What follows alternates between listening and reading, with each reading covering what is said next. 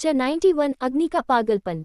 जैसे ही पारस ने अग्नि को इश्क के वॉशरूम में होने का बताया, अग्नि ने तेजी से अपने कदम वॉशरूम की तरफ बढ़ा दिए। जैसे ही वो वॉशरूम के दरवाजे की तरफ आया, दरवाजा खोलने से पहले ही उसे अंदर से दबी दबी आवाजें सुनाई देने लगी। उन आवाजों को सुनते हुए उसके एक्सप्रेशनलेस चेहरे पर गुस्सा झलकने लगा था। एक झटके से उसने दरवाजे पर लात मारी तो अंदर लगी हुई चिटकनी टूट गई और दरवाजा पूरा खुल गया। अंदर का नजारा देखकर अग्नि की आंखें लाल हो गई। सामने नीचे जमीन पर इश्क थी और पर्व ने उसके सिर की तरफ बैठते हुए उसके हाथों को कसकर पकड़ रखा था। वंश उसके पैरों के पास बैठा था और उसका एक हाथ इश्क के मुंह पर था, जिसे उसने उसका मुंह दबाया हुआ था, और दूसरा हाथ उसके पेट पर था। इश्क लगातार रोते हुए अपना सरना में हिला रही थी और उससे खुद को छोड़ देने की भीख मांग रही थी, लेकिन वंश पर तो जैसे हैवानियत छाई हुई थी। जैसे ही एक झटके के साथ दरवाजा खुला, वंश और पर्व दोनों ने दरवाजे की तरफ देखा। सामने अग्नि को देखकर पर्व और वंश दोनों के चेहरे एकदम से सुन्न हो गए, लेकिन अगले ही पल उनके चेहरे पर डेविल स्माइल आ गई। अग्नि धीमे धीमे कदमों के साथ अंदर आया। वंश उसे देखते हुए मुस्कुराया और बोला, वैसे तुम्हारी चॉइस तो बहुत अच्छी है। लगता है हम बिजनेस पार्टनर के साथ साथ बहुत कुछ शेयर करने वाले हैं। बोलकर उसने इश्क की तरफ देखा, जिसकी आंखों से लबालब आंसू बह रहे थे और वो बोलने की हालत तक में भी नहीं थी। अन्नी ने उसकी तरफ देखा। उसका चेहरा बिल्कुल लाल था। गर्दन पर नाखूनों के निशान साफ दिखाई दे रहे थे। घुटनों से ड्रेस ऊपर की तरफ उठी हुई थी और कंधों से तो ड्रेस फट तक चुकी थी। इश्क भी रोते हुए अन्नी को देख रही थी। अग्नि का चेहरा एक बार फिर से एकदम एक्सप्रेशनलेस था। इश्क को देखते हुए अग्नि के कदम अपनी जगह पर ही रुक गए थे। उसके सामने उसे अमायरा दिखाई दे रही थी, जिसे बचपन में यूं ही अमित ने मॉलेस्ट करने की कोशिश की थी। अमायरा नीचे जमीन पर लेटी हुई थी और अमित ने बहुत बुरी तरह से उसका मुंह दबा रखा था और उसका दूसरा हाथ अमायरा का बॉडी पर चल रहा था। वंश और पर्व दोनों ने एक बार फिर से अग्नि की तरफ देखा। देखते ही देखते अग्नि पूरा कांपने लगा था। उसका पूरा चेहरा एकदम लाल हो चुका था और आंखें बिल्कुल आग हो चुकी थी। अग्नि को इस तरह देखकर वंश और पर्व दोनों के हाथ खुद ब खुद इश्क के ऊपर से ढीले हो गए। इश्क जल्दी से अपनी जगह से उठी और अग्नि की तरफ दौड़ी। एक झटके से वो अग्नि के सीने से लग गई, लेकिन अग्नि ने उस पर अपनी बाहें नहीं कसी। उसकी गहरी नजरें अभी भी वंश और पर्व पर थी। वंश और पर्व अपनी जगह से खड़े हुए और गुस्से से कांपते हुए अग्नि को देखकर बोले, हमें लगता है तुम्हें हमारा तुम्हारी पर्सनल सेक्रेटरी के साथ टाइम स्पेंड करना अच्छा नहीं लगा। इट्स ओके ब्रो, अगर तुम इसके लिए थोड़ा पजेसिव हो तो हम इसे कुछ नहीं कहेंगे, लेकिन चीज तो ये सच में बहुत मस्त है। बोलते हुए वंश के चेहरे पर डेविल स्माइल थी। इश्क अग्नि के सीने से लगकर रोए जा रही थी। अग्नि ने अपनी जैकेट उतारी और इश्क के कंधों पर रख दी। वंश ने तो नहीं, लेकिन पर्व ने अनी के बारे में बहुत कुछ सुन रखा था। अब उसे डर लगने लगा था। वो वंश के कंधे पर अपना हाथ रखते हुए बोला, मुझे लगता है हमें यहाँ से चलना चाहिए। वंश ने भी अपना सर हाँ में हिलाया और दोनों ने अपने कदम आगे बढ़ा दिए और देखते ही देखते वॉशरूम से बाहर की तरफ बढ़ गए। लेकिन वो दोनों वॉशरूम से बाहर जाते कि तभी एक साथ किसी ने पीछे से उन दोनों के गिरेबान को पकड़ा और एक झटके से ऊपर की तरफ उठा दिया। वंश और पर्व दोनों हवा में लिफ्ट होते हुए नीचे जमीन पर गिरे।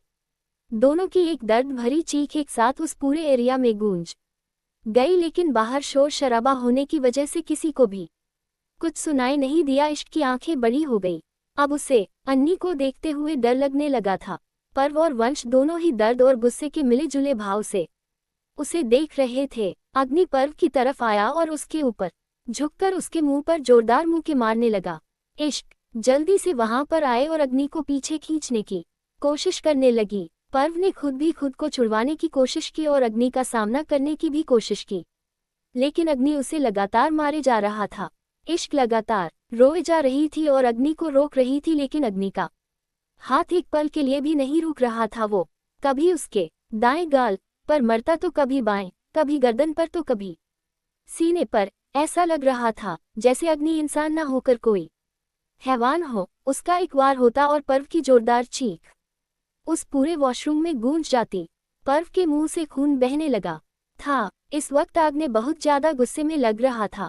उसे पर्व पर हावी होते देख वंश अपनी जगह से उठा और वहां से निकलने लगा कि तभी किसी ने जोर से उसकी पीठ पर लात मारी और वंश पेट के बल नीचे जमीन पर गिरा। उसका मुंह सीधा जमीन पर लगा और उसके होठों से खून बहने लगा। अग्नि ने उसे पीछे से ही कपड़ों से पकड़ते हुए खींचा और अपने सामने किया। जैसे ही अग्नि ने वंश की तरफ देखा, उसके सामने इश्क का रोता हुआ चेहरा था। जिस तरह से उन दोनों ने इश्क को पकड़ा हुआ था वो एक बार फिर से उसकी आंखों के सामने आने लगा और अग्नि का चेहरा हद से ज्यादा कांपने लगा। वंश उसे देखते हुए बड़ी मुश्किल से बोला, देख यार, इतना गुस्सा ठीक नहीं है। जो हो गया सो हो गया, छोड़, तुझे जो चाहिए वो मैं। अभी वो बोल ही रहा था कि अग्नि अपनी जगह से उठा। वंश को लगा शायद वो उसकी बात समझ गया है। उसके चेहरे पर एक डेविल स्माइल आ गई, लेकिन अग्नि की नजरें इधर उधर घूम रही थी। तभी उसे सामने एक शो पीस दिखाई दिया जो कि संगमरमर के पत्थर का था। वो एक काफी बड़ा पत्थर था। अग्नि ने जैसे ही वो पत्थर उठाया, इश्क की आंखें बड़ी हो गई। इश्क अपनी जगह पर सुन्न खड़ी उसे देख ही रही थी कि उसकी जोरदार चीख निकली। अग्नि ने वो पत्थर वंश के मुंह पर दे मारा था। इश्क जल्दी से उसकी तरफ भागनी वो पत्थर दोबारा वंश के मुंह पर मारता, उससे पहले ही इश्क ने अपना हाथ वंश के चेहरे के आगे कर दिया। उसका सर पहले ही पूरी तरह से फट चुका था और खून लगातार बहे जा रहा था। वो अधमरी हालत में पहुंच चुका था। अग्नि के हाथ एकदम से रुक गए। इश्क ने अपना जो हाथ वंश के चेहरे के ऊपर किया हुआ था वो बुरी तरह से कांप रहा था। वो रोते हुए बोली, प्लीज इसे मत मारिए। अन्नी ने गुस्से से इश्क की तरफ देखा। इश्क ने डर के मारे अपनी आंखें बंद कर ली थी, लेकिन जैसे ही उसे वो पत्थर दूर गिरने की आवाज आए, उसने अपनी आंखें खोलकर अग्नि की तरफ देखा जो उसके सामने से हट चुका था। उसने वंश की तरफ देखा, उसकी आंखें बंद थी। पता नहीं चल रहा था कि वो जिंदा है या मर गया। यही हालत पर्व की भी थी। इश्क अपनी जगह से उठी और अग्नि के सामने आकर खड़ी हुई। अन्नी ने अगले ही पल उसका हाथ पकड़कर उसे खींचा और दीवार से लगा दिया। इश्क की सांस रुकने लगी थी। अन्नी उसे देखते हुए बोला, क्यों बचाया उसको? इश्क रोते हुए बोली कि अनकी वो मर जाता तो इल्जाम आप पर लगता, और मैं अपनी वजह से आपको कुछ होते हुए नहीं देख सकती। अन्नी गुस्से से दांत पीसते हुए उस पर झुका और बोला, पागल हूं मैं, बहुत पागल, और तुम पागलपन बन रही हो मेरा। और अब कहती हो कि मुझे खुद की वजह से कुछ होते हुए नहीं देख सकती। इश्क रोते हुए उसके सीने से लग गई और बोली, मैं संभाल लूंगी ये पागलपन, प्लीज आप शांत हो जाए और चलिए यहाँ से। अन्नी ने उसे खुद से अलग किया और बोला, तुम्हारे साथ ये पागलपन सिर्फ बढ़ सकता है, कम नहीं हो सकता, इसलिए दूर रहो मुझसे, चली जाओ मेरी जिंदगी से। इश्क उसे देखती रह गई। वो कुछ बोलने वाली थी कि ने उसका हाथ पकड़ा और उसे लेकर वहां से बाहर आ गया। इश्क बस चुपचाप उसके साथ चली जा रही थी। अग्नि ने अपना फोन निकाला और पारस को मैसेज किया। मैसेज करते हुए अनी इश्क के साथ पार्किंग एरिया में आया और जाकर उसके लिए गाड़ी का दरवाजा खोला। इश्क चुपचाप गाड़ी में बैठ गई और अगले ही पल अन्नी भी ड्राइविंग सीट पर बैठा और उनकी गाड़ी वहां से निकल गई। कुछ ही देर में उनकी गाड़ी फार्म हाउस के पार्किंग एरिया में आकर रुकी और अग्नि गाड़ी से बाहर निकलकर अकेला ही अंदर चला गया। इश्क खुद डरी सहमी हुई थी। वो भी गाड़ी से बाहर आई और अन्नी के पीछे पीछे फार्म हाउस में आई। अग्नि सीधा कमरे में आया और अपनी शर्ट उतारकर बालकनी में आकर सिगरेट पीने लगा। इश्क चुपचाप बेड पर बैठ गई। उसे खुद को तो संभालना ही था, साथ ही साथ अग्नि को भी संभालना था, क्योंकि उसका गुस्सा अभी तक शांत नहीं हुआ था और गुस्से में अग्नि को संभालना बहुत ही ज्यादा मुश्किल हो जाता था। लेकिन सिगरेट पीने के बाद अग्नि खुद उसके पास आया और उसका हाथ पकड़कर उसे वॉशरूम में ले गया। इश्क बस चुपचाप उसे देख रही थी। अन्नी ने उसे शावर के नीचे खड़ा किया और खुद भी उसके साथ खड़ा रहा। अगले ही पल शावर ऑन हो चुका था और दोनों पानी में भीग रहे थे। अग्नि की सांसें गहरी होती जा रही थी और यही हाल इश्क का भी था। दोनों ही बिल्कुल खामोश थे, लेकिन दिल दोनों के ही तेजी से धड़क रहे थे। इश्क भले ही कुछ नहीं कह रही थी, लेकिन जो कुछ उसके साथ हुआ वो उसके लिए बहुत बड़ी चीज थी। वो कुछ भी भूल नहीं पा रही थी, लेकिन अपना दर्द बयान भी नहीं कर पा रही थी। उसकी आंखों से एक बार फिर से आंसू बहने लगे। अन्नी ने उसकी गर्दन की तरफ देखा, जहां वो नाखूनों के निशान और भी ज्यादा गहरे हो चुके थे। इश्क रोते हुए बोली, वो लोग बहुत गने थे, उन्होंने मुझे। वो आगे कुछ बोलती उससे पहले ही अग्नि ने उसे अपने सीने से लगा लिया। इश्क का दिल जैसे धड़कना ही भूल गया। अनी ने कुछ नहीं कहा, बस उससे अलग हुआ और उसकी गर्दन पर अपने होंठ रख दिए। इश्क के हाथ उसके कंधों पर आ गए। उसे अपनी गर्दन पर दर्द हो रहा था, लेकिन अग्नि के होंठों ने जैसे हर एक दर्द को भुला दिया था। उसने अग्नि के कंधों पर अपने हाथ और भी ज्यादा कस दिए। उसके नाखून अग्नि के कंधों पर लग रहे थे। अग्नि लगातार उसकी गर्दन को चूमे जा रहा था और शव के नीचे भीगती हुई खड़ी इश्क गहरी गहरी सांस लेते हुए रोए जा रही थी। अग्नि कुछ देर उसकी गर्दन को यूं ही चूमते रहने के बाद उसकी गर्दन से हटा और उसके चेहरे की तरफ देखने लगा। इश्क का चेहरा पूरा लाल हो चुका था। अग्नि उसे देखते हुए बोला, इसके अलावा कहीं और? इश्क ने अपना सिर नामे हिला दिया। अनी उसके ऊपर से हटा और अलग होने लगा, लेकिन इश्क ने उसका हाथ पकड़कर उसे रोक लिया। अग्नि रुका, लेकिन उसने इश्क की तरफ देखा नहीं। इश्क खुद उसके सामने आए और उसके सीने से लग गई। वो रोते हुए बोली, प्लीज मुझे अलग मत होइए। अग्नि गहरी आवाज में बोला, अगर करीब रहा तो फिर से पागल हो जाऊंगा, जो मैं नहीं होना चाहता। इश्क उसके सीने से लगी हुई ही बोली, तो कहा है ना मैंने कि संभाल लूंगी आपका पागलपन, पर आप दूर हुए तो जी नहीं पाऊंगी। अग्नि के हाथ उसकी कमर पर कस गए। उसकी धड़कनें तेज हो चुकी थी। उसने एक झटके से इश्क को खुद से अलग किया और तेज कदमों के साथ वॉशरूम से बाहर आ गया। इश्क अकेली शावर के नीचे खड़ी रह गई। 92 आई हेट यू इश्क। अग्नि वॉशरूम से बाहर आ गया और इश्क शावर के नीचे ही खड़ी रही। उसकी आंखों से आंसू अभी भी बह रहे थे। वो अपनी जिंदगी के उस मोड़ पर थे जहां पर जीना हद से ज्यादा मुश्किल हो रहा था। अपनी सांसों से ज्यादा उसे अग्नि प्यार हो चुका था। अग्नि चाहे गुस्सा करे या कुछ भी करे, लेकिन वो चाह कर भी अग्नि को छोड़ नहीं पा रही थी। छोड़ना तो दूर, उससे दूर जाने का सोचकर ही उसकी रूह कांप जाती थी। वो नहीं रह सकती थी अग्नि के बिना अब, चाहे अग्नि डस्ट की कमजोरी थी या उसका इश्क की खुदा ही जाने, लेकिन इश्क को अग्नि की जरूरत थी जैसे प्यासे को पानी की। वहीं दूसरी तरफ अग्नि वॉशरूम से बाहर आया और बाहर आने के बाद अपने कपड़े उतार कर उसने एक लोअर पहना और बालकनी में चला गया। उसका दिमाग हद से ज्यादा तप रहा था। ठंडा पानी भी उसके दिमाग को शांत नहीं कर सका, तो जलती हुई सिगरेट क्या ही करती। वो यूं ही वहां पर खड़ा सिगरेट पीता रहा। तकरीबन आधे घंटे बाद इश्क वॉशरूम से बाहर आई। उसके कपड़े अभी भी गीले थे। वॉशरूम में उसके लिए कपड़े नहीं थे। बाहर आकर वो क्लोजेट में से अपने लिए कुछ ढूंढने लगी। क्लोजेट को देखते हुए वो एकदम हैरान थी। जब वो पिछली बार इस फार्म हाउस में आई थी तब क्लोजेट में लड़कियों के कपड़े थे, लेकिन बहुत ही अलग तरह के short dress, crop top, shorts, nightie के साथ पूरा क्लोजेट भरा हुआ था। लेकिन अब वहां पर सिर्फ और सिर्फ साड़ियां, प्लाजो सूट, फ्रॉक सूट और टोटल इंडियन वेयर था। उसने बालकनी में खड़े हुए अग्नि की तरफ देखा, लेकिन अग्नि तो उसे देख भी नहीं रहा था। इश्क मन ही मन बोली, कब तक इनकार करेंगे आप मिस्टर फायर?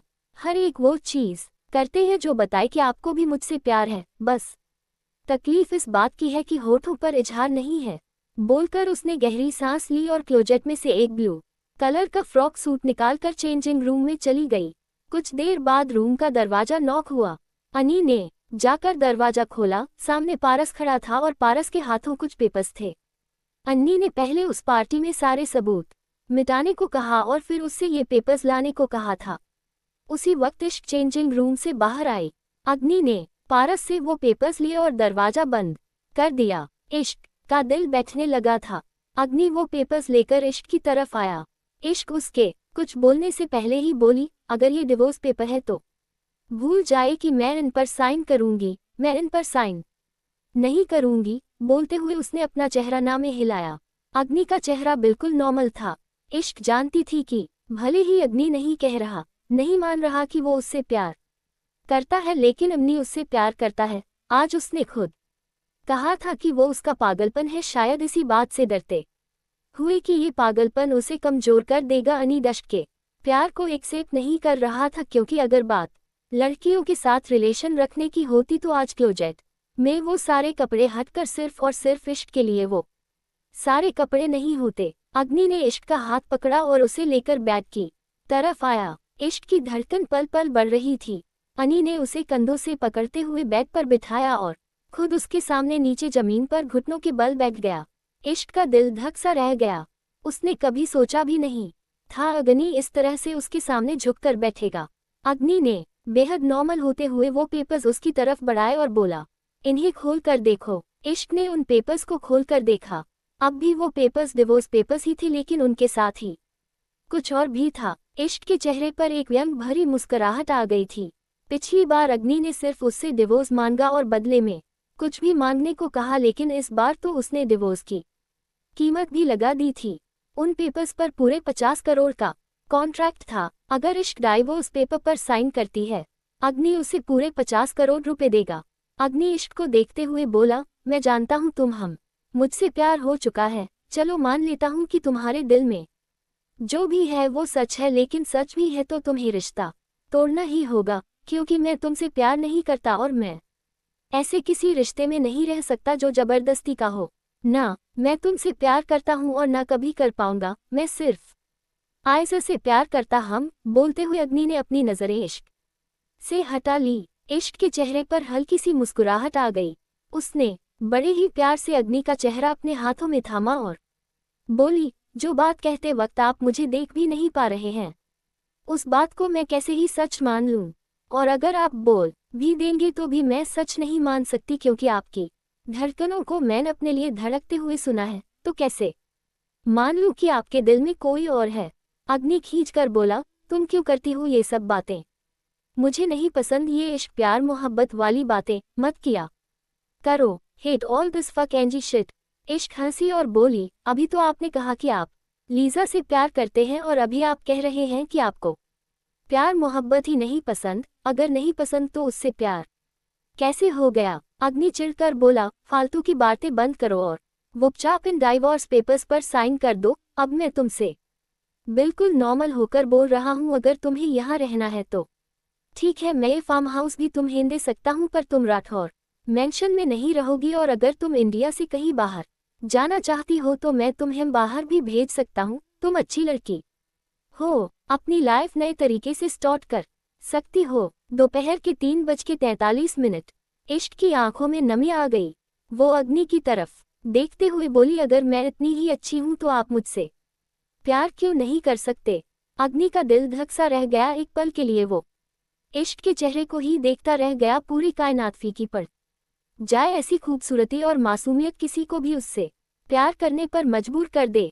वो झट से अपनी जगह से खड़ा हुआ और दूसरी तरफ देखते हुए बोला, लीजा के साथ मेरा जो भी है मेरा पर्सनल मैटर है, तुम्हें कोई हक नहीं बनता उस पर कोई सवाल करने का। इश्क धीमे से लेकिन बड़ी ही गहराई आवाज में बोली, बीवी हूं मैं आपकी, अगर मेरा आप पर हक नहीं बनता तो इस दुनिया में किसी का भी आप पर कोई हक नहीं बनता। अनी ने गुस्से से उसे देखा और बोला, नहीं बनता तुम्हारा कोई हक, क्योंकि मैंने तुम्हें कोई हक दिया ही नहीं। इश्क भी अपनी जगह से खड़ी हुई और बोली, अच्छा तो अब तक हम दोनों के बीच जो चल रहा था वो क्या था? आपका मेरे करीब आना, मुझे इतना प्यार करना, मेरी केयर करना। अगर 3 दिन भूखी मैं थी तो आपने सिवाय शराब और सिगरेट के और क्या पिया? आज भी जिस तरह से आपने उन लोगों से मेरे लिए लड़ाई की, वो क्या था? ये जानते हुए कि मेरी गर्दन पर मैं उन लोगों के गंदे हाथ अभी भी महसूस कर रही हूँ, मुझे घुटन हो रही है। आपने अपने होठों से मुझे जो सुकून दिया वो क्या था? उसकी बात सुनते हुए अग्नि की आंखें बड़ी हो चुकी थी। वो गुस्से से कांपते हुए बोला, मुझे तुम्हारी बकवास नहीं सुननी। योजक चिन्ह। इश्क उसके बिल्कुल करीब आए और उसकी आंखों में देखते हुए बोली, आपको मेरी बातें बकवास लगती है तो फिर जब चुप हो जाती हूँ तो इस बकवास के लिए आप बेचैन क्यों हो जाते हैं? क्यों चाहते हैं कि मैं आपके पास आऊं और आपको अपनी बकवास सुनाऊं? अग्नि अपनी बड़ी बड़ी आंखों से उसे देख रहा था। वो एक्सप्रेशनलेस होकर बोला, तुम्हारी बकवास सुनने के लिए मरे नहीं जा रहा मैं। अगर तुम्हें गलतफहमी है तो तुम रहो गलतफहमी में, मुझे तुम और तुम्हारे दिमाग के ख्यालों में कोई इंटरेस्ट नहीं है। चुपचाप इन पर साइन करो और जाओ। अगर 10 से भी ज्यादा पैसे चाहिए तो मैं तुम इश्क चीख कर बोली, बस कीजिए मिस्टर फायर, अब इससे ज्यादा मैं नहीं सह पाऊंगी। लोगों मरने के बाद आग लगाते हैं, आप तो मेरे जीते जी मेरी रूह को जला रहे हैं। आपको मेरे जज्बातों की वैल्यू नहीं है तो कम से कम अपने प्यार को तो यूं नीलाम मत कीजिए, अपने इश्क की कीमत तो मत लगाए। उसकी बात सुनते हुए अन्नी के चेहरे पर कोई एक्सप्रेशन नहीं आए। वो उसके करीब हुआ और उसे कमर से थाम लिया। इश्क हैरानी से उसे देख रही थी। उसकी आंखों में एक बार फिर आंसू आने लगे थे। अमनी उसे यूं ही कमर से थामते हुए पीछे दीवार तक लेकर गया और उसके चेहरे को गहराइयों से देखते हुए बोला, तुम्हान सच में लगता है कि मैं तुमसे प्यार करता हूँ। इश्क उसकी आंखों में देखते हुए बोली, मुझे सिर्फ लगत नहीं यकीन है कि आपके दिल में मेरे अलावा और कोई नहीं। अन्नी तिरछा मुस्कुराते हुए बोला, और अगर मैं कहूँ मैं नफरत करता हूँ तुमसे तो। इश्क बड़ी बड़ी आंखों से उसे देखने लगी। अग्नि तिरछी मुस्कुराहट के साथ ही बोला, तुम्हारी वजह से मेरी मॉम ने मुझे थप्पड़ मारा था, हर्ट हुआ था मुझे बहुत हर्ट। तुम्हारी वजह से मुझे तुमसे शादी करनी पड़ी। जिन चीज़ों से मैं नफरत करता था वो सब चीज़ करनी पड़ी। तुम गलती से या गलत इरादों से मेरे करीब आए और मुझे तुम्हारी वजह से अपनी मॉम का गुस्सा बर्दाश्त करना पड़ा। तो अब मैं जानबूझकर तुम्हारे करीब आया ताकि तुम्हें भी एहसास हो कि तकलीफ कैसी होती है। जिस्मों से खेलना तो मेरी आदत है। तुम पसंद आई थोड़ा तो तुम्हारे साथ भी खेल लिया। क्या करूँ, जरूरत होती कर ली तुमसे अपनी जरूरत पूरी, पर इसका मतलब ये नहीं कि जो तुम्हारी वजह से मुझे हर्ट हुआ वो मैं भूल गया। जो हमारे बीच था वो बस जरूरत और बदला था। नहीं करता मैं तुमसे इश्क, नफरत करता हाँ, बेइंतहा नफरत, और हमेशा नफरत ही करता रहूंगा। इश्क चुपचाप उसकी बातें सुन रही थी, लेकिन उसके अंदर कुछ टूट रहा था। वो धीमे से बोली, सच में आप मुझसे नफरत करते हैं? अग्नि डेविल एक्सप्रेशन के साथ बोला, आई हेट यू। इश्क, आई हेट यू। इश्क उससे अलग हुई। वो सामने टेबल की तरफ गई। अग्नि अपनी तिरछी नजरों से उसे ही देख रहा था। इश्क ने टेबल पर रखी हुई गन उठाए और वापस अन्नी के सामने आए। अग्नि के चेहरे पर त्योरियां आ गई थी। इश्क ने वो गन उसके हाथों में थमा दी और उसके बिल्कुल करीब होकर उसके हाथों में वो पकड़ी हुई गन को अपने माथे पर पॉइंट करते हुए बोली, बहुत शौक है ना आपको किसी की जान से खेलने का। अपने दुश्मनों को आप जिंदा नहीं छोड़ते। जो आपको तकलीफ दे आप उसे ऐसी मौत देते हैं कि तकलीफ शब्द भी छोटा पड़ जाए। तो कीजिए फिर इस नफरत को खत्म लीजिए मेरी जान, और साबित कीजिए कि नफरत है आपको मुझसे। इश्क की बात सुनकर अन्नी की आंखें बड़ी हो गई, लेकिन उसने गन को नीचे नहीं किया और ट्रिगर पर अपनी उंगली रख दी। इश्क ने अपनी नमी भरी आंखें कसकर बंद कर ली और फिर गन चली। 93 नफरत। फार्म हाउस में अग्नि के हाथों में गन थी और उसके हाथ पर इश्क का हाथ कसा हुआ था। अग्नि की उंगलियां ट्रिगर पर थी और अग्नि की लाल आंखें इश्क के चेहरे पर टिकी हुई थी। वहीं इश्क ने अपनी आंखें कसकर बंद कर रखी थी। उसे भी देखना था कि सच में अग्नि किस हद तक उससे नफरत करता है। उसने अग्नि का गुस्सा और नफरत दोनों ही देखे थे, अपने लिए भी और दूसरों के लिए भी। किसी दुश्मन को खत्म करने में अग्नि एक पल भी नहीं लगाता था, लेकिन अब घड़ी की सुइयां टिक टिक कर रही थी और अग्नि की लाल आंखें और लाल होती जा रही थी और इश्क की आंखें और ज्यादा कसती जा रही थी। तभी गोली चलने की आवाज आई। एक के बाद एक लगातार 6 गोलियां चली। इश्क अपनी जगह पर खड़ी खड़ी पड़ चुकी थी। उसकी आंखें खुल गई थी, लेकिन डर से दोबारा बंद हो चुकी थी। अन्नी नीचे जमीन पर एक के बाद एक राउंड फायर किए जा रहा था, और जब उसके हाथों में पकड़ी हुई गन खाली हो गई तो उसने वो गन बहुत जोर से नीचे जमीन पर फेंक दी। इश्क लंबी लंबी सांसें लेते हुए अभी भी डर से कांप रही थी। उसने धीरे धीरे अपनी आंखें खोली और अग्नि की तरफ देखने लगी, जो गुस्से से उसे ही देख रहा था। इश्क ने धीरे धीरे अपने कानों से अपने हाथ हटाए। वो कुछ बोल भी नहीं पा रही थी, भले ही उसने अग्नि को हाथों में गन पकड़ा कर खुद पर गन पॉइंट करके उसके सामने खड़ी हो गई थी, लेकिन इस वक्त उसकी जो हालत थी वो सिर्फ वही जानती थी। वो कुछ कहती उससे पहले ही अन्नी एक बार फिर से उसके करीब हुआ और उसके बालों को मुट्ठी में पकड़ लिया। दर्द से इश्क की आह निकल गई। इस वक्त अग्नि का हाथ बहुत जोर से कसा हुआ था। वो इश्क के बालों को खींचते हुए बोला, खुद को समझती क्या हो तुम? हाँ, क्या समझती हो खुद को? तुम जो चाहोगी वो होगा। तुम चाहती हो मैं तुम्हें मार दूं और ये नफरत का किस्सा खत्म हो जाए? नहीं, इतनी आसानी से नहीं। अगर तो मारना होता तो उस दिन ही मार देता जिस दिन तुमसे शादी की थी। इस दुनिया का कोई इंसान मेरा कुछ बिगाड़ नहीं सकता था, लेकिन तुम्हें जिंदा ही इसलिए रखा था कि तुम्हें तड़पा सकूं, और देखो मैं जो चाहता था वो हो गया। तुम तड़प रही हो मेरे लिए, और इससे ज्यादा सुकून मेरे दिल को क्या ही मिलेगा। बोलते हुए उसके चेहरे पर डेविल एक्सप्रेशन थे। इश्क उसकी तरफ देखती रह गई। अग्नि हल्का सा तिरछा मुस्कुराया और बोला, नफरत देखना चाहती हो ना तुम मेरी तो मिसेज इश्क अन्नी सिंह राठौर। अब तुम मेरी बीवी बनकर मेरी नफरत देखोगी नहीं। देना ना तुम, हम मुझे तलाक मत दो। अब इस 1 महीने में तुम खुद मुझसे तलाक मांगोगी तो भी मैं तुम्हें तलाक नहीं दूंगा। बहुत शौक है ना तुम हम आग से खेलने का, अब तुम खेलो इस आग से। तुम्हें पूरी तरह जलाकर राख नहीं कर दिया तो मैम भी। अन्नी सिंह राठौर नहीं, अग्नि ने गुस्से से कहा और इश्क के बालों को खींचते हुए उसे एक झटके में छोड़ दिया। इश्क पल भर में नीचे जमीन पर जाकर गिरी। अग्नि ने उसकी तरफ अपने कदम नहीं बढ़ाए और न ही उस संभाला। इश्क की दर्द से चीख निकल गई। उसका पैर बुरी तरह से मुड़ चुका था। उसकी आंखों से आंसू लगातार बह रहे थे, लेकिन अन्नी को जैसे कोई फिक्र ही नहीं थी। उसे गुस्से से देखते हुए अग्नि कमरे से बाहर चला गया और इश्क वही नीचे जमीन पर गिरी रही। उसके पैर में दर्द हो रहा था, लेकिन फिर भी उसके होठों पर एक मुस्कुराहट थी। वो मुस्कुराते हुए बोली, बहुत गुरूर है ना आपको कि आप आग हैं और 10 इश्क को आप अपनी आग में जलाकर राख कर दे, लेकिन आज मैंने आपको खुद इश्क की आग में जलते हुए देखा है। अब या तो ये आग खत्म होगी और या फिर के इश्क। अग्नि रूम से बाहर आया और बाहर आकर हाल में बैठ गया। उसका चेहरा गुस्से से एकदम लाल था। कुछ ही देर बाद रूम का दरवाजा एक बार फिर से खुला और इश्क बाहर आए। उसने सोफे पर बैठे अग्नि की तरफ देखा। एक पल उसे देखकर इश्क चुपचाप किचन की तरफ बढ़ गई, क्योंकि सुबह से ही ना उसने कुछ खाया था और ना ही अम्नी ने। किचन में सर्वेंट पहले से ही मौजूद थी, लेकिन इश्क खुद खाना बनाने लगी। कुछ ही देर में उसने सिंपल दाल सब्जी और रोटी बना ली थी। अग्नि अभी भी बाहर ही बैठा था। इश्क ने सर्वेंट को खाना बाहर डाइनिंग टेबल पर लगाने के लिए कहा और खुद भी बाहर आ गई। सर्वेंट ने सारा खाना डाइनिंग टेबल पर लगाया। इश्क अग्नि की तरफ आए और बोली, प्लीज खाना खा लीजिए, आपको भूख। अभी वो बोल ही रही थी कि अन्नी अपनी जगह से खड़ा हुआ और बिना उसकी पूरी बात सुने ही डाइनिंग टेबल की तरफ आ गया। इश्क भी उसके पीछे पीछे डाइनिंग टेबल पर आई। अग्नि चेयर पर बैठ चुका था। सर्वेंट ने उसे खाना सर्व करना शुरू किया, लेकिन अग्नि ने अपना हाथ दिखाकर उसे रोका और इश्क की तरफ देखते हुए बोला, खाना तुम सर्व करो मेरे लिए। अब तुम्हारी औकात भी एक नौकर से ज्यादा नहीं है, तो आज से मेरे लिए नौकर वाले सारे काम तुम ही करोगी।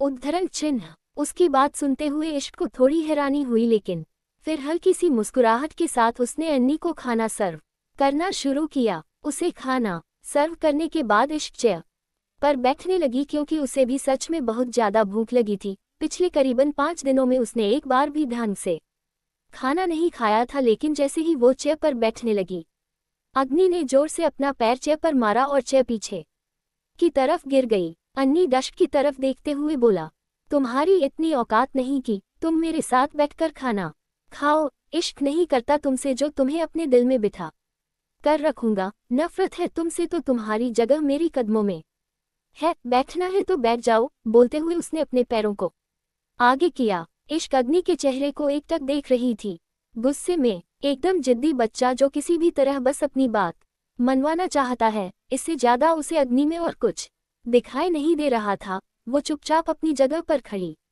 रही। अन्नी ने भी अपनी प्लेट में से खाना शुरू किया। उसने मुश्किल से एक रोटी खाए और प्लेट पीछे कर दी। अब उसके हाथ सिर्फ पानी का गिलास था। इश्क ने उसके आगे से प्लेट उठाई।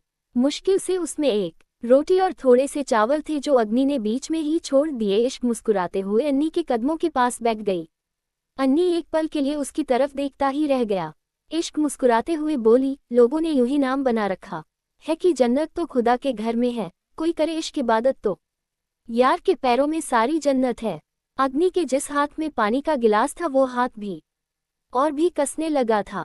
इश्क ने मुस्कुराते हुए अपने हाथों से निवाला तोड़ा और अग्नि की तरफ देखते हुए वो निवाला खा लिया। अगले ही पल अग्नि के हाथों में पकड़ा हुआ वो गिलास एक पल में चकनाचूर हो गया। वो गुस्से से इश्क को देख रहा था और इश्क अपनी जगह पर बैठे बस चुपचाप खाना खाए जा रही थी। अन्नी अपनी जगह से खड़ा हुआ और तेज कदमों के साथ बाहर की तरफ बढ़ गया। इश्क उसे जाते देखा बोली, अभी तो इम्तिहान शुरू भी नहीं हुआ और आप बौखला गए। अभी तो बहुत कुछ बाकी है मिस्टर फायर। कीजिए आपको जो करना है अपनी नफरत में। मेरा इश्क जो रत्ती भर भी कम हुआ तो आपकी जिंदगी से नहीं, इस दुनिया से चली जाऊंगी। 94 आग की लपटें। Hard life club. रात के तकरीबन 8 बजे पूरा क्लब लाइट से जगमगा रहा था और पूरा क्लब क्राउड से भरा हुआ था। लड़के लड़कियों के साथ कई तरह के बिजनेसमैन भी फिलहाल उस क्लब में मौजूद थे। वहीं एक टेबल पर ड्रिंक के कुछ गिलास रखे थे और साथ में ही रखी थी वर्ल्ड की सबसे महंगी शराब। एक तरफ सामने अग्नि बैठा था तो दूसरी तरफ सामने एक शख्स बैठा था जिसके पास ही एक लड़की भी बैठी थी, और वो लड़की पूरी तरह से उस शख्स के साथ चिपकी हुई थी। वो कभी उसकी गर्दन को अपनी उंगलियों से सहला रही थी तो कभी उसके सीने पर अपने होंठ रख रही थी। शायद वो उस शख्स की मिस्ट्रेस थी या फिर कुछ और, लेकिन ऐसा लग रहा था जैसे वो अपनी हरकतों से अग्नि को कुछ दिखाना चाह रही हो। अग्नि के सामने बैठा शख्स रशिया से था और स्पेशल रशिया से इंडिया अग्नि के साथ कोई डील करने आया था। इस वक्त पूरे रशिया के अंडरवर्ल्ड में सिर्फ एक ही माफिया किंग था और वो था फायर, और विलियम ने ही अग्नि को वहां पर मफला बनने में हेल्प की थी। लेकिन बाद में अग्नि की मफला गैंग विलियम से भी बड़ी हो चुकी था। धीरे धीरे वो माफिया किंग बन गया और विलियम सिर्फ उसका पार्टनर रह गया। लेकिन अब उसके सामने जो खड़ा था वो डेविडसन था। डेविडसन रशिया का माफिया ही था जो अब अग्नि के साथ पार्टनरशिप करना चाहता था। वो विलियम का सबसे बड़ा दुश्मन था, लेकिन फिर भी वो अग्नि के पास अपना ऑफर लेकर आया था, ये जानते हुए भी कि विलियम के खिलाफ सुनकर अग्नि उसकी जान भी ले सकता है। अग्नि ने उसके साथ बैठी हुई लड़की की तरफ देखा जिसका नाम लराना था। लराना पर अग्नि की नजरें देखकर डेविड ने लराना को रोका और अग्नि की तरफ देखते हुए बोला, if you want her then just go with her and enjoy your night. उसकी बात सुनकर अग्नि मुस्कुराया और बोला, मैं यहाँ पर सिर्फ तुम्हारी डील सुनाने आया हम, अगर ये सब करना हो तो मुझे तुम्हारी बकवास सुनने की जरूरत नहीं थी। डेविड ने हैरानी भरी एक्सप्रेशन के साथ उसे देखा और बोला, मैं तुम्हें सबसे बड़ी डील दे रहा हूँ, मुझे लगता है तुम हम विलियम को छोड़कर मेरे साथ काम कर लेना चाहिए। अग्नि एक्सप्रेशन लेस होकर बोला, विलियम मेरा पार्टनर है और मुझे उससे बहुत बेनिफिट है, तुम मुझे क्या दोगे? डेविड के चेहरे पर एक डेविल स्माइल आ गई। उसने अग्नि की तरफ एक छोटा सा बॉक्स बढ़ाया और लराना ने बड़ी ही अदा से उस बॉक्स को खोला। उस बॉक्स में बहुत बेशकीमती डायमंड थे जिसमें एक एक डायमंड की कीमत अरबों में होगी। एक माफिया किंग के लिए उन डायमंड से ज्यादा कीमती कुछ भी नहीं था। इन डायमंड के बाद अग्नि की पावर रशिया में और भी ज्यादा बढ़ाने वाली थी और उसके बाद विलियम की जरूरत उसे बिल्कुल भी नहीं थी। लेकिन डेविड की वैल्यू उन डायमंड के बिना बिल्कुल जीरो होने वाली थी। उन डायमंड को देखते हुए अन्नी के चेहरे पर भी डेविल स्माइल आ गई। वो अपनी सीट पर पीछे आराम से बैठा और बोला, लेकिन इससे तुम्हें क्या बेनिफिट? विलियम तिरछा मुस्कुराते हुए बोला, मुझे बेनिफिट नहीं चाहिए, मुझे बस विलियम को खत्म करना है। उसकी बात सुनते हुए अन्नी कुछ सोच रहा था, वही डेविड उसके जवाब का इंतजार कर रहा था। अग्नि ने उस बॉक्स को अपनी तरफ खींचा और बंद करके उसे गोल घुमाया। डेविड के चेहरे पर बेसब्री बढ़ती जा रही थी। अग्नि ने उस बॉक्स को लिया और पारस की तरफ उछालते हुए बोला, डील डन। पारस के चेहरे पर भी स्माइल आ चुकी थी। अग्नि अपनी जगह से खड़ा हुआ और डेविड की तरफ अपना हाथ बढ़ाते हुए बोला, विलियम को खत्म करने का मौका मैं तुम्हें जरूर दूंगा। बोलते हुए उसके चेहरे पर बेहद खतरनाक मुस्कुराहट थी जो बहुत कम ही आती थी। उससे अपना हाथ छुड़वाने के बाद अन्नी ने टेबल पर रखी हुई शराब की बोतल उठाए और उसे खोलकर अपने होठों से लगा लिया। मुश्किल से उसने 2 ही घूंट पिए होंगे और अगले ही पल उसने वो सारी शराब की बोतल राना की गर्दन पर उड़ेल दी। लराना की पूरी ड्रेस शराब से गीली हो गई और वो सारी शराब उसकी गर्दन और बाकी सब जगह पर लग चुकी थी। अग्नि उसके करीब हुआ और बेहद सेडक्टिव वॉइस में बोला, बेटर ट्राई नेक्स्ट टाइम। इराना के होठों पर एक सेडक्टिव स्माइल आ गई। वो डेविड के करीब जिस तरह से हो रही थी वह डेविड को नहीं बल्कि अग्नि को अपनी तरफ अट्रैक्ट करना चाहती थी। वो अग्नि को सेड्यूस करने की कोशिश कर रही थी। उसे लग रहा था कि वो डेविड के साथ वो सब करते हुए अग्नि को कंट्रोल खोने पर मजबूर कर देगी, लेकिन अग्नि को उससे बिल्कुल भी फर्क नहीं पड़ रहा था। हालांकि अग्नि खुद हैरान था कि अपने सामने ये सब होते देख उसे कोई फर्क क्यों नहीं पड़ रहा था, जबकि आज से पहले ऐसा कुछ भी होता था तो वो लड़की पलक झपकने से पहले ही उसके बिस्तर पर होती थी, पर आज उसे कुछ भी फीलिंग नहीं आ रही थी। कुछ देर बाद फार्म हाउस अग्नि की गाड़ी पार्किंग एरिया में आकर रुकी और वो गाड़ी से निकलकर अंदर की तरफ आया। अंदर आते वक्त उसकी नज़र हाल में घूम रही थी। उसे लगा शायद इश्क हाल में होगी, लेकिन उसे इश्क वहां पर कहीं नजर नहीं आई तो वो सीधा रूम में आ गया। रूम में आकर उसकी नज़र सामने बेड पर सो रही इश्क पर गई। शायद थकावट ज्यादा होने की वजह से वो सो चुकी थी, वरना अग्नि के आने से पहले उसका सोना लगभग से इम्पॉसिबल था। उसे देखते हुए अग्नि को उसकी सुबह वाली बातें याद आ रही थी। इस नफरत को खत्म कीजिए, लीजिए मेरी जान, और साबित कीजिए कि नफरत है आपको मुझसे। उस बात को याद करते हुए अग्नि के चेहरे पर डेविल एक्सप्रेशन आ रहे थे। रूम के अंदर आते हुए उसने अपनी शर्ट के बटन खोले और इश्क के पास आया। उसने इश्क को अपनी गोद में उठाया तो इश्क ने झट से अपनी आंखें खोली। उसके हाथ अग्नि के सीने पर थे।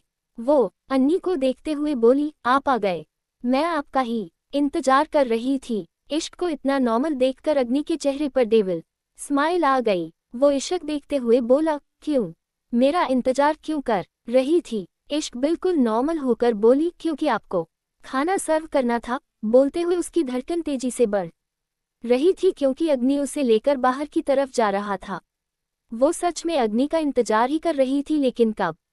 इंतजार करते करते उसकी आंख लग गई। उसे खुद पता ही नहीं चला था। अग्नि उसे लेकर बाहर गार्डन एरिया की तरफ जाने लगा तो इश्क हैरानी से बोली, आप मुझे लेकर यहाँ बाहर क्यों आ गए? बोलते हुए उसकी नज़र सामने आसमान की तरफ थी, जहाँ पर बादल गरज रहे थे और बिजली भी चमक रही थी। मौसम खराब होने लगा था। ठंडी ठंडी हवा इश्क और अग्नि दोनों को ही छू रही थी। अग्नि को शर्टलेस महसूस करते हुए इश्क तुरंत से बोली, आपने अपने कपड़े भी नहीं पहने, आपको ठंड लग जाएगी, प्लीज अंदर चलिए। अनी हल्का सा मुस्कुराया और बोला, तुम्हें याद नहीं क्या आज मैंने तुमसे क्या कहा था? बोलते हुए वो इश्क को लेकर गार्डन के बीचों बीच आ गया था। इश्क उसके दिन की कही हुई बातों को सोचने लगी। अग्नि उससे नफरत करता है और हमेशा नफरत ही करता रहेगा। इन बातों के याद करने की तो जरूरत ही नहीं थी, क्योंकि ये तो इश्क वैसे भी नहीं भूल पा रही थी। अग्नि ने उसे नीचे जमीन पर खड़ा किया और बोला, तुम शायद भूल गई, लेकिन मैं हम दोबारा याद दिला देता हूँ। एंग्री बर्ड की मैंने तुमसे कहा था कि अब तुम मेरी बीवी नहीं हो। हम मुझसे डिवोर्स लेने के लिए 1 महीना चाहिए ना, मैंने दे दिया वो 1 महीना हम, लेकिन मेरी तरफ से तो मैं तुम्हें तभी छोड़ चुका जब मैंने तुम्हें वो डाइवोर्स पेपर दिए थे, तो मेरे रूम में तुम किस हक से थी? दो। उसकी बात सुनते हुए इश्क की आंखें बड़ी हो चुकी थी। अगले ही पल अग्नि के चेहरे पर हल्की सी डेविल स्माइल आए और वो इश्क पर थोड़ा सा झुककर बोला, पति पत्नी के बिना तो एक और रिश्ता भी होता है, लेकिन तुम्हारे लिए वो थोड़ा अजीब नहीं हो जाएगा? I mean, मुझे कोई प्रॉब्लम नहीं है, बट तुम मेरी मिस्ट्रेस। बोलते हुए उसने इश्क को ऊपर से नीचे देखा। इश्क की मुठियां कस गई और एक पल के लिए उसकी आंखें कसकर बंद हो गई। अग्नि तिरछे एक्सप्रेशन के साथ बोला, मुझे कोई प्रॉब्लम नहीं है, पर तुम अगर इस रिलेशन के लिए तैयार हो तो आ सकती हो मेरे रूम में। आई प्रॉमिस, मैं तुम्हें नाराज बिल्कुल नहीं करूँगा। बोलते हुए उसके होठों पर वो डेविल स्माइल एक बार फिर से आ चुकी थी। इश्क ने कुछ नहीं कहा, बस चुपचाप अपनी जगह पर खड़ी रही। अग्नि ने अपनी पॉकेट में अपने हाथ डाले और बोला, वैसे तो नौकरों के लिए अलग से रूम होता है, लेकिन तुम्हारा मालिक इतना दिलदार नहीं है। मेरे पास सिर्फ यही एक जगह है, तो अगर तो 1 महीना यहाँ पर रहना है तो रहो आराम से, लेकिन अपनी औकात में हना। बोलते हुए वो एटीट्यूड से इश्क को देख रहा था। इश्क ने अभी भी कुछ नहीं कहा। अन्नी को गुस्सा रहा था। इश्क की चुप्पी उसके गुस्से को बढ़ा रही थी। भले ही इश्क उससे लड़ाई कर ले या कुछ भी कह ले, लेकिन उसकी चुप्पी एक ऐसी चीज थी जो अन्नी को अपना कंट्रोल खोने पर मजबूर करती थी। लेकिन अग्नि ने आज खुद को कंट्रोल किया और वापस अंदर की तरफ घूमा और जाने लगा। इश्क उसे जाते देख पीछे से बोली, क्या मुझे सिर्फ यहीं पर रहना है या वहां पर जा सकती हूँ? बोलते हुए उसने सामने एक शेड की तरफ देखा, जहां नीचे चेयर और टेबल लगे हुए थे। अन्नी ने अपनी मुठियां कसते हुए उसे देखा। उसे इश्क पर गुस्सा आ रहा था। लड़ने और बहस करने की बजाय वो चुपचाप उसकी बात मान रही थी, जो सीधा सीधा अग्नि की हार थी। वो गुस्से से बोला, तुम्हें तुम्हारी औकात बता दी है मैंने, इससे ज्यादा और कुछ नहीं है तुम्हारे लिए। बोलकर वो तेज कदमों से अंदर की तरफ चला गया। इश्क ने नीचे जमीन पर देखा, जहां पर हल्की हल्की घास उगी हुई थी। उसके बाद उसने ऊपर आसमान की तरफ देखा, जो इश्क की आंखों की तरह कभी भी बरसाने को तैयार था। अपने होठों पर मायूसी से भरी मुस्कुराहट लिए वो नीचे घास पर बैठी और पूरी तरह से लेटते हुए ऊपर आसमान की तरफ देखने लगी। आसमान की तरफ देखते हुए उसके होठों पर मुस्कुराहट थी, लेकिन धीरे धीरे आंखों में से नमी आंसू बनकर कोरों से बहने लगी। लेकिन फिर अचानक से ही उसके चेहरे के एक्सप्रेशन चेंज हुए। उसके सामने एक औरत खड़ी थी जो हकीकत में नहीं, सिर्फ यादों में थी। वो औरत तकरीबन 30 साल की थी। उसके साथ ही एक छोटी सी बच्ची थी जो मुश्किल से 4 या 5 साल की होगी। उस औरत के साथ खड़ी वो बच्ची औरत के कपड़ों को खींचते हुए रोकर कुछ बोल रही थी, लेकिन वो औरत उसकी बात सुन ही नहीं रही थी। वो औरत भी लगातार रोए जा रही थी और इधर उधर कुछ ढूंढ रही थी। सामने ही एक पेट्रोल से भरा हुआ कैन पड़ा था। उस औरत ने उस कैन को उठाया और उस छोटी लड़की को खींचते हुए कमरे ले गई। एक धक्का देते हुए उस औरत ने उस छोटी सी लड़की को कमरे में बंद किया तो वो लड़की झट से खिड़की की तरफ आ गई और बाहर हाल में देखने लगी, जहां पर वो औरत उस पेट्रोल के कैन को अपने ऊपर छिड़क रही थी। पूरा पेट्रोल का कैन अपने ऊपर खाली कर वो औरत रोते हुए बोली, मैं आपसे अलग नहीं हो सकती, इसलिए अब सिर्फ मौत ही मुझे आपसे अलग कर सकती है। बोलकर उस औरत ने माचिस से खुद को आग लगा ली। वो 4-5 साल की छोटी सी लड़की खिड़की पर जोर जोर से अपना हाथ मारते रही और रोती रही। सामने बस आग की लपटें थी, उसके अलावा सब खत्म हो चुका था। 95 बारिश में जलती आग। गार्डन में लेटी हुई इश्क अपनी खुली हुई आंखों से आसमान को निहार रही थी और उसकी आंखों के सामने एक अतीत चल रहा था, एक गहरा अतीत जो आंखों से आंसू बनकर बह रहा था। न जाने कब तक वो यूं ही आसमान को देखती रही। भले ही आंखें खुली थी, लेकिन इसके अलावा और उसके जिस्म में कोई भी हलचल नहीं हो रही थी। उन्हें वापस अदर आ चुका था और वो सीधा रूम में चला गया। कुछ देर बाद दरवाजा नॉक हुआ। अन्नी के होठों पर व्यंग भरी मुस्कुराहट आ गई। वो दरवाजे की तरफ देखते हुए बोला, बड़ी जल्दी अकल ठिकाने आ गई, अभी तो सिर्फ शुरुआत हुई है और इतनी जल्दी हार मान ली, ये है तुम्हारा इश्क। बोलकर वो हंसा और सोफे से उठकर आकर दरवाजा खोला। वो दरवाजा खोलकर कुछ बोलने को हुआ ही था कि उसके चेहरे का रंग उड़ गया। सामने इश्क नहीं बल्कि एक सर्वेंट खड़ी थी जो खाने की ट्राली लेकर आई थी। वो अग्नि की तरफ देखते हुए बोली, मेम साहब ने आपको खाना सर्व करने के लिए कहा है। अन्नी के चेहरे पर एक बार फिर से गुस्सा झलकने लगा। वो सर्वेंट एक बार फिर बोली, आप खाना खा लीजिए, मेम साहब ने कहा है कि आप खाना खिलाकर ही सोए, आप खा लेंगे तो मुझे उन्हें भी जाकर बताना है। अन्नी गुस्से से बोला, क्यों, उसे क्यों बताना है? वो सर्वेंट बेचारी इतने में ही डर गई। उसने जल्दी से अपना चेहरा झुका लिया और थोड़ा सा पीछे होकर बोली, क्योंकि अभी तक मेम साहब ने भी नहीं खाया है, शायद वो आपके खाने के बाद खाएंगी। उसकी इस बात ने तो अग्नि के गुस्से का पारा और भी ज्यादा हाई कर दिया था। वो जितना इश्क को खुद से दूर करने की कोशिश कर रहा था, इश्क कुछ ना कुछ ऐसा करती कि ना चाहते हुए भी अन्नी अपना कंट्रोल खोने लगता था। उसने खान की ट्राली की तरफ देखा और बोला, एक सेकंड के अंदर अंदर दसे लेकर वापस नहीं गई तो ये सारा तुम्हारे मुंह पर फेंक कर मारूंगा। अभी वो बोल ही रहा था कि वो सर्वेंट छत से घूमी और ट्राली लेकर वहां से चली गई। अन्नी गुस्से से फार्म हाउस के दरवाजे की तरफ देखते हुए बोला, कोई बात नहीं, अभी तो बहुत वक्त है, लेकिन टूटना तो तुम हम पड़ेगा। बोलकर उसने जोर से दरवाजा बंद किया और अंदर आया, लेकिन अब अंदर आकर बैठने की बजाय वो सामने खिड़की की तरफ चला गया, जहां से गार्डन एरिया दिखाई देता था। वो पूरी वॉल कांच की बनी हुई थी और उस पर पर्दे लगे हुए थे। उसने परत को हल्का सा हटाया तो सामने ही उसे इश्क दिखाई दी। गार्डन में लेटी हुई इश्क, उसके पैर आपस में उलझे हुए थे और वो अपने पैरों को बार बार हिला रही थी। कभी दायां पैर ऊपर जाता तो कभी बाएं पर। अग्नि ने ध्यान से उसके चेहरे को देखा तो चेहरे पर मुस्कुराहट नजर आ रही थी। इतनी दूर से इश्क का चेहरा साफ नजर नहीं आ रहा था, इसीलिए उसके आंसू देखने लगभग से इम्पॉसिबल ही थे। लेकिन फिर भी अग्नि देखने की कोशिश कर रहा था और जब इश्क ने हल्का सा अपनी उंगली को अपने गाल पर रखते हुए अपने आंसू साफ किए तो उसे कन्फर्म हो गया कि इश्क हो रही है। अभी वो उसे देख ही रहा था कि उसका ध्यान ऊपर आसमान की तरफ गया, जहां पर अब बादल हद से ज्यादा गरजने लगे थे। देखते ही देखते बारिश शुरू हो गई, लेकिन इश्क अपनी जगह से नहीं उठी। वो अभी भी अपनी जगह पर लेटी हुई थी। बारिश की मोटी मोटी बूंदें उसकी पूरी बॉडी पर गिर रही थी, लेकिन वो अपनी जगह से टस से मस नहीं हो रही थी। अग्नि की गुस्से से मुठियां कसने लगी।